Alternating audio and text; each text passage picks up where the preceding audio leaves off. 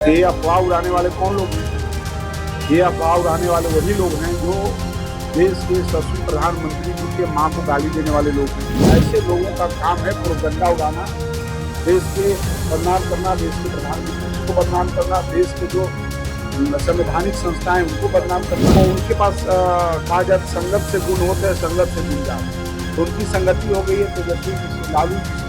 तो इन लोगों की कोई मर्यादा वाली भाषा भी है क्या इनके सब कुछ में?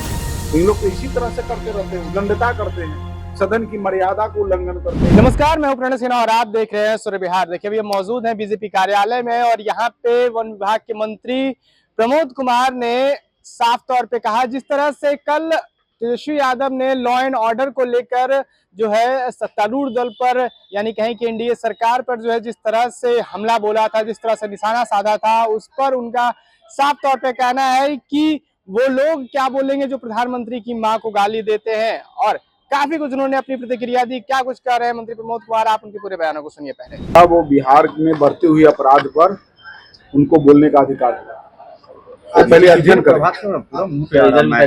सर लगातार जो है सर पेट्रोल डीजल अफवाहें उड़ाई जा रही है कि पेट्रोल डीजल का स्टॉक खत्म हो चुका है। ये अफवाह उड़ाने वाले कौन लोग हैं?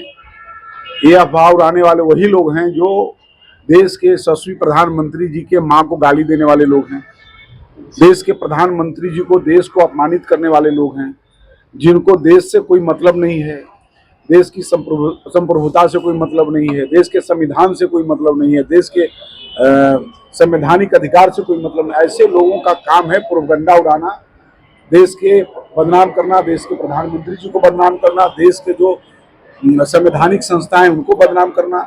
इसलिए उन पर कोई टीका टिप्पणी नहीं करना। देश की जनता सब जानती है कि कौन क्या कर रहा है। सर लगातार देखा जा रहा है कि सदन में जो है राहुल गांधी प्रधानमंत्री को लेकर अमर्यादित भाषा का प्रयोग करते रहे। तो उनके पास कहा जाए तो संगत से गुण होते हैं, संगत से गुण जाते।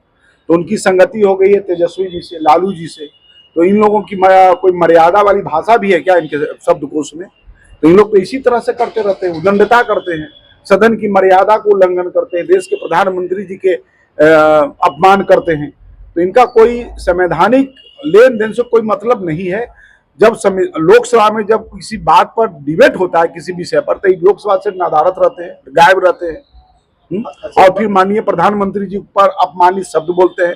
तो माननीय प्रधानमंत्री जी को अपमानित करना समझ जाइए कि पूरे देश के पिछड़ा और अति पिछड़ा को अपमानित करना। सर जिहादियों द्वारा बंगाल में भगवान राम की मूर्ति का स्तर काट करके दिया गया, तो सरकार उनको संरक्षण दे रही है, ममता बनर्जी उनकी संरक्षण दे रही है।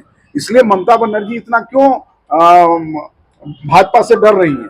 और जो उनके यहाँ जितने ऐसे असामाजिक तत्व को लेकर के वो सरकार बनाना चाहती है, जो इस बार विफल होगा। बिहार सरकार के मंत्री पे आरजेडी हमलावर है, वो कह रहे हैं कि विभाग का कैलेंडर उसमें अपने परिवार का फोटो छपाते हैं संजय सिंह के। अभी हमको नहीं पता कि कौन छपा है, क्या किए हैं, हमको हमारे संज्ञान में नहीं है। मुख्यमंत्री आज स्मृति यात्रा का समापन नालंदा और पटना से कर रहे हैं, मुख्यमंत्री के तौर पर आज आखिरी यात्रा। ऐसा नहीं कर सकते हैं, ठीक है। माननीय मुख्यमंत्री जी का समृद्धि यात्रा है और अभी मुख्यमंत्री हैं और आगे भी उनके अनुभव का लाभ बिहार के विकास के लिए उनसे लिया जाएगा। तो सुना आपने कि किस तरह से उन्होंने इस बार विपक्ष को जो है वो घेरे में लेने का काम किया है और विपक्ष के द्वारा जो बयान दिया गया था उसका खंडन भी किया है। साथ ही एलपीजी सिलेंडर को लेकर जो जिस तरह से क्राइसिस चल रहा है उस पर भी अपनी टिप्पणी उन्होंने दी, जो कि आपने वीडियो के माध्यम से देखा होगा। बाकी आपकी क्या कुछ प्रतिक्रिया है, आप भी अपनी प्रतिक्रिया कमेंट बॉक्स में जरूर दें। सूर्य बिहार पर बने रहे, मैं हूं आपके साथ प्रणय सिन्हा। बहुत बहुत धन्यवाद।